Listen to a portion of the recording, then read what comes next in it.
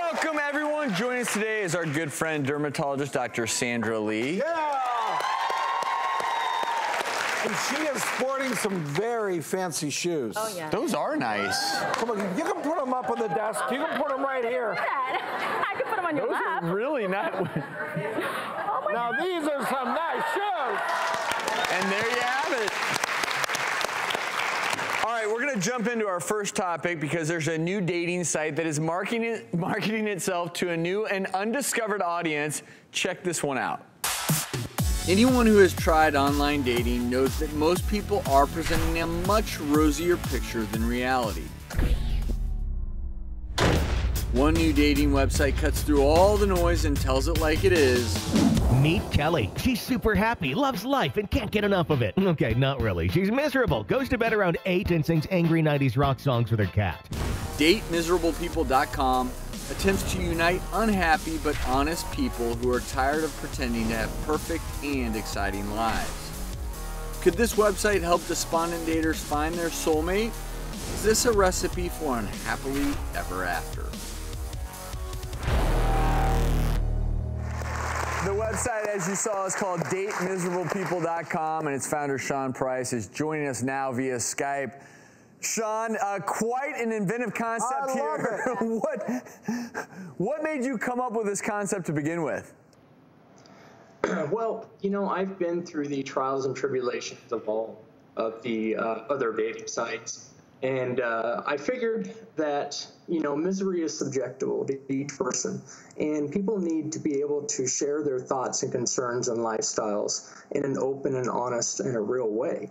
And on the other big known 3 dating sites, it's very difficult to do that because competition is so difficult.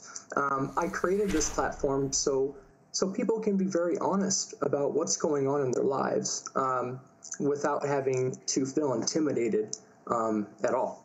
Sean, I think that's the big point, that this is not meant for unhappy, miserable people. This is all about being honest and being real, correct? Correct. You know, misery is completely, like I said, completely subjective to each individual. You know, a member might be 40 years old living at home with mom. You know, a member might have lost just a family member and is, you know, sort of depressed.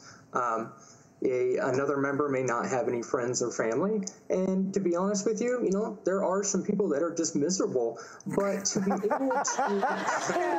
And they're allowed to get involved too. Well, Sean, I have to give you credit for putting this website together. I actually really like the concept. Kudos to you, and thanks so much for joining us today.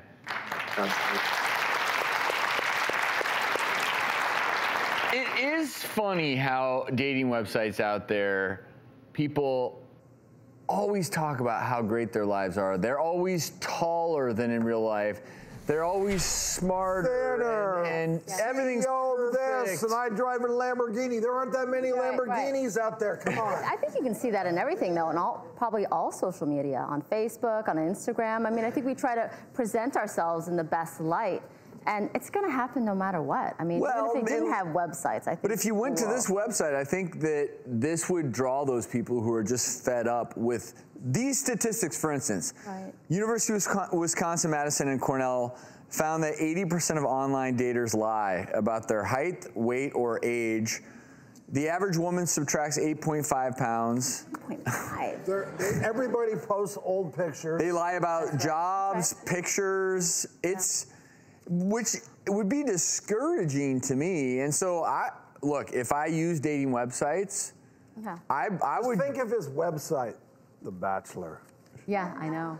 ER physician. You'll get a lot of hits there. post on the top. But I would go to this website because the reality is, go to bed early. Not that exciting. You know, it's a pretty mundane life overall when you compare the way that you live your day-to-day existence. When you compare that to what people put online, no one can match up. So I kind of like this. And it's not just dating service. I mean, social media. Everybody posts all this stuff like it's lifestyles of the rich and famous every day at home. Well, guess what? That's where we get FOMO. And it becomes a big competition.